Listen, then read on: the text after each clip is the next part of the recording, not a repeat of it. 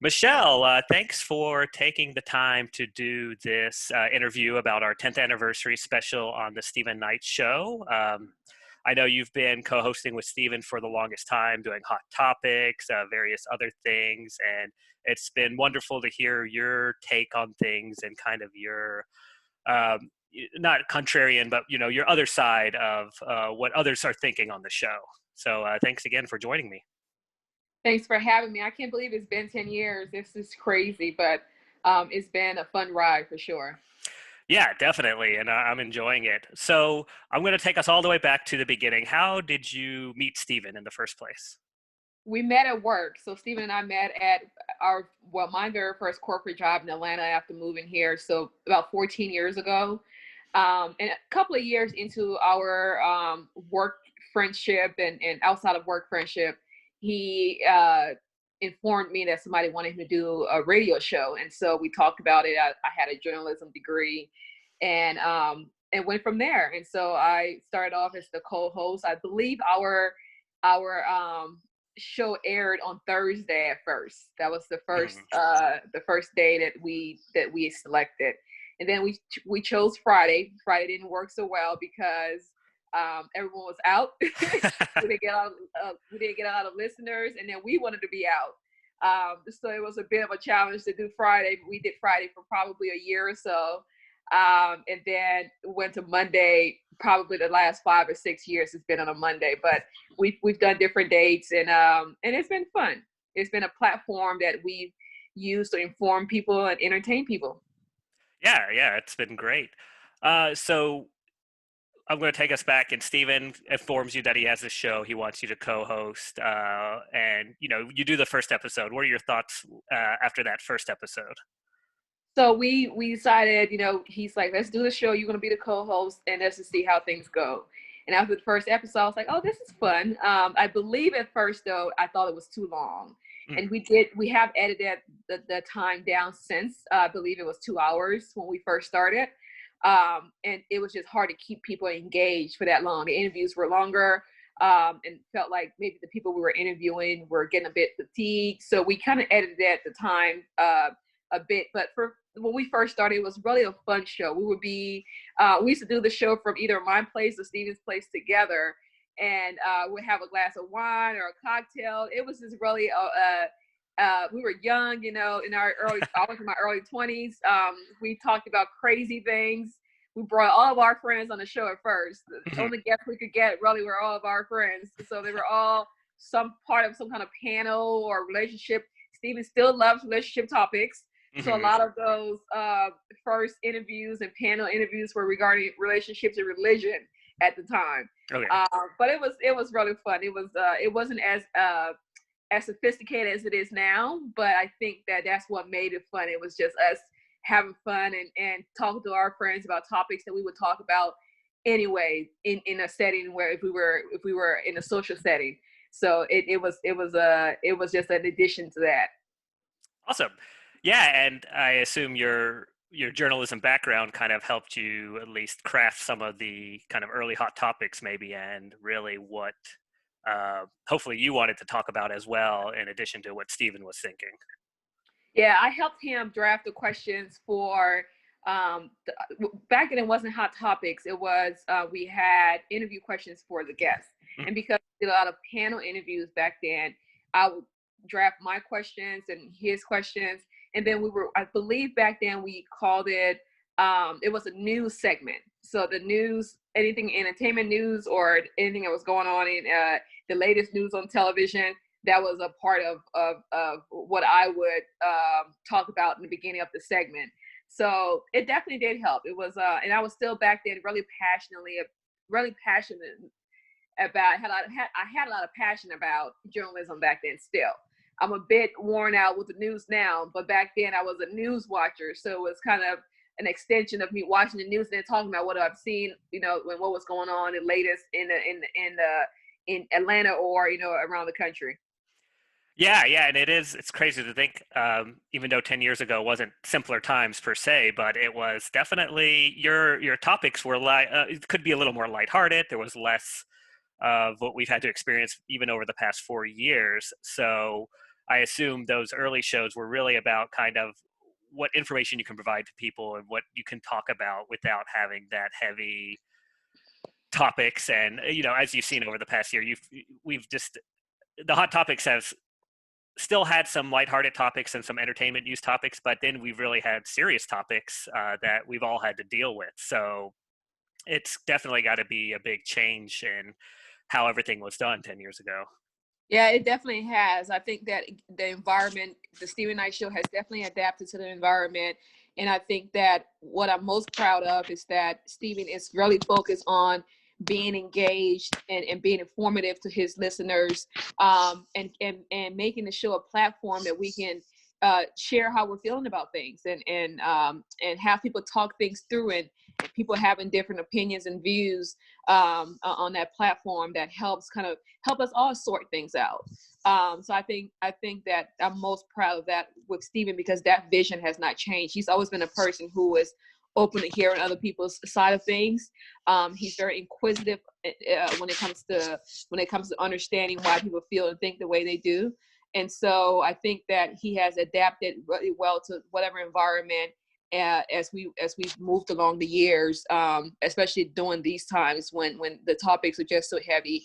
I think he and I probably have switched places, where he's now the news junkie and I'm the person who is a bit disconnected from Okay. that. Well, that's it's good, in some ways. So looking back, what have been kind of your favorite either hot topics or interview guests, or even just kind of favorite all around episodes? I think my favorite episodes, the beginning, the first couple of years when we interview our friends. I love those episodes because they, we would schedule 3 or 4 of our good friends on the show to talk about relationships or religion or whatever the topic may be. Back then it was heavy on those 2 topics, and it was just fun talking to people you knew. I think for me too, what's been really exciting to see in the shows that I really enjoy seeing are the shows where it inform people on things that are healthy and health conscious. Okay. So we had, as the years have gone by, I've been very much involved in the health portion of the show. I think mental health awareness. I give topics on exercise and diet at times, but mostly mental health, because that's something that I've grown more passionate about. But Stephen has allowed the platform to grow with me, and so that's, for me, has been something that I really enjoy sharing, was my journey with mental health, my journey with healing. And then also, I think that at first too, I was excited when we had a celebrity guest, because we didn't get those quite very often, until really when Chike came on board, was when he was able to book people that we were able to recognize their name or their art or talent in some way or another. So it's been really cool to have people that, especially the 90s R&B singers that we've had on the show. It's been amazing to have people that we've looked up to, with people that we, when we were kids, singing their songs and still love their songs, to be able to have them on the show, like Faith Evans and Boyz II Men, things like that. And you're like, oh my God, I can't believe these are people that, when we were kids, like that's who we listened to, our parents listened to. So that's been pretty cool as well. So the show has been a great balance of, like I said, really providing a platform for entertainment, but then being informative and also growing with the audience and the times. Yeah, I remember when Stephen was telling me about the show when I was working with him, and everyone, you hear online radio show, you're like, okay, whatever. But when he said one of his guests was going to be Montel Jordan, I was really impressed. I was like, okay, this is a name I know. So this show has some weight. So it really, I do think the celebrity guests help a lot, kind of bring that at least heaviness to the serious part of the show of Mm-hmm. like, this is something that can be respected. Uh, Exactly. what, and there's, of course, there's still plenty more years of the Stephen Knight Show, but what are your thoughts? Who do you think who do you wish can be interviewed from that 90s era that you would like the Stephen Knight Show to talk to? From the 90s. I think that all of my favorite artists, honestly, have been on the show. Probably the only artist that I probably listen to that I have not heard is a group called After Seven. But I think most of my, day-to-day artists that I would listen to growing up has been on the show, which is just amazing. 10 years has allowed Steven to kind of build a rapport with a lot of people. So he's able to book these amazing artists. As far as moving forward, who I would like to see on the show, I think if we can have more television personalities that are focused on, I know for a fact Steven would love to have Whitney Williams on. So that would be like a hot mess show, but it would be fun. And I would probably like to see that too, because I would be quite interested in seeing what type of questions he asked her and how she responds to being on the other side of things. But if I could choose anyone to be on the show, it would probably be Oprah. Okay. I love her. I think she's amazing. I think that that would just be a wow moment for all of us, because I think through her, we will have so much insight in other people's vision, and she interviewed so many people. So you interviewed her, you pretty much have interviewed everyone who's relevant, right? So I think that would be amazing if we can get Oprah on the show. No, I'd love that. That would be definitely worth listening to. I want to take us to Stephen Knight Show's charity work. So over the years, we've all kind of done a lot of things, especially around the holidays with MLK. Oh, where did that come from, or how did that begin? That was really something that I suggested for the show. I've always been charity minded and finding ways to help people. So that was something that I just brought up to Stephen and said, hey, let's see if the listeners wouldn't mind, donating some money, and we can maybe sponsor a family. So the very first one we did was at work. A lady we work with approached us about sponsoring a family for an event that was happening at her church for Christmas. So every year they have a family tree, and they pick names off the family tree where you can sponsor the Johnson family, or different names. So she brought in a few of the cards, and the cards had kids and their parents and what they wanted.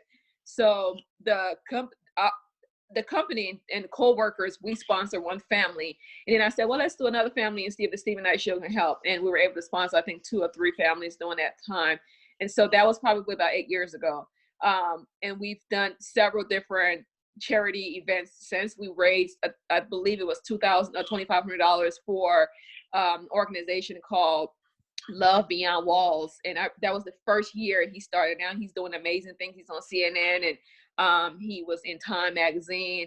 But it was his very first year of starting the program. And what he does is he's really a big part of humanizing the homeless experience and the homeless community, and giving them dignity and allowing us to see ourselves through them, and that compassionate way of just not handing out things, but realizing what it really means to be homeless. What did it take to get there, and how just recognizing them as another human being can sometimes make a difference, and if you don't have anything to give them. The way you speak to them, if you say hi when you're walking by, because sometimes they don't get to speak to anyone at all throughout the day, things like that. So he was walking from here to DC. That was his campaign to raise money, and so we donated, believe raised $2,500 and donated that to him. We have done the last 4 years. We've changed it from Christmas, because we just felt like everyone was just really busy around Christmas time. So, and I was traveling a lot with a new job in December. Wasn't able to really give it all of my focus. So we changed it 4 years ago to piggyback off of the Love Beyond Walls project, and we extended it to MLK Day. So on Monday, we're actually going to be out there handing out toiletries, because we've done work with the homeless community. We understand what they need: shoes, socks, things that could keep them warm. We take coffee. Coffee is a really big deal. If you ever have time and you have extra cash, take a box of Dunkin' Donuts coffee, or one of the big box coffee, and hand it out to the homeless people, especially during cold months. That's something that they look forward to. It keeps them warm. Gloves, hats. So thinking outside of the box as to what does these people need on a day-to-day basis that could make a difference. And so we've been doing that for the last 4 years. We've been involved in several different things. And Thanksgiving week, Thanksgiving Day, I started volunteering with the Salvation Army, and the Stephen Knight Show started joining me about a couple of years ago with that as well. So it's been amazing to see that, we can make a difference. And on Monday, I posted, hey, I know it's been a rough year for everyone. If you have any additional blankets, anything around your home you can give us. We have raised $700. I wasn't even asking for money. I was simply asking for extra things that you may have around your home, and people went above and beyond to make sure that on Monday is going to be a successful day and that we can help the community, only because I think they trust the fact that we have established as a show not only to entertain and inform people, but to be a part of our community that makes a difference. Yeah, no, I think it's great work, and I always look forward to more Stephen Knight charity, I guess, events or works. Yeah. Well, that's great. Well, so I know right now you're taking a hiatus from the show, taking a little break, but what are your thoughts of, or what do you want to, I guess, let Stephen know that your excitement is for the next 10 years of the Stephen Knight Show? I first want to say that I'm very proud of Stephen, because I think that without him being a driving force to keep the show going, that it would not have happened. I can't even believe we've been doing this for 10 years. It is amazing. And he's been consistent. He's been the person who is always pushing to make the show better, always creating a platform that is relevant for the time, always creating topics and opportunity for not only the show to grow, but the people on the show to grow. So I'm really proud of him for that, and I want him to know that. And I think that if he continues to do that, it is part of his extension of his passion. So when he first started the show, I think honestly he did it to kind of push his music. Mm-hmm. At that time, music was his passion, and it always will be. But I think it was an extension of, okay, how do I push my music? How do I make myself more visible music-wise? And so, but he has really nurtured the show and turned it into something that is an additional passion for him. And so I think that as long as he keep putting that passion into it, he's going to do great things, and the show is going to do great things. So I just look forward to just seeing where the show's, in the next few years, where the show lands. No, that's awesome. Well, Michelle, thanks again for your time, and you have a good rest of your day, and we look forward to seeing you back on the show. Thank you so much, Adam. Have a good day as well. All right. All right, bye-bye.